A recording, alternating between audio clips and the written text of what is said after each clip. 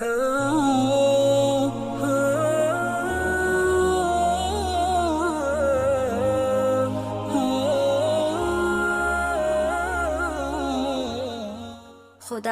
نہیں چاہیے تیرے ماتھے پہ محراب، اے انسان بس اس کی مخلوق کا خیال کر۔ میری چپ کو کبھی میری ہار مت سمجھنا، میں اپنے حق کے فیصلے خدا پر چھوڑتا ہوں۔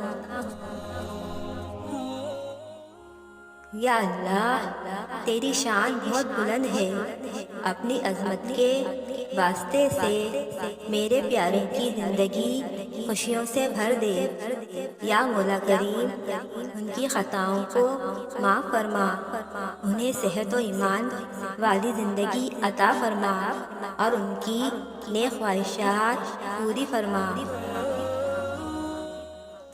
گناہ کے دوران موت نہ آنا اور گناہ کے بعد توبہ کی مہلت ملنا اللہ پاک کا بڑا احسان ہے۔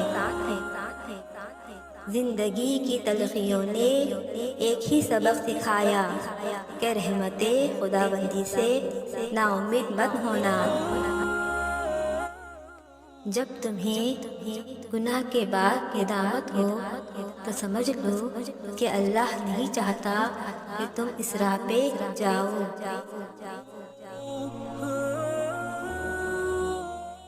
میرا واسطہ ہے اس خدا سے جو مانگنے سے پہلے عطا کرتا ہے۔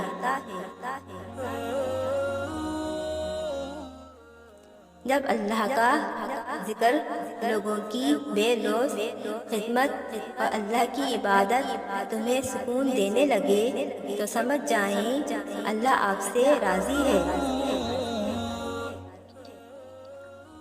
مشکل وقت میں ہمیشہ دعا مانگا کرو، کیونکہ جہاں انسان کا حوصلہ ختم ہو جاتا ہے وہاں سے رحمت خداوندی شروع ہو جاتی ہے۔ اللہ آپ کو ہمیشہ اپنی رحمتوں کے سائے میں رکھے۔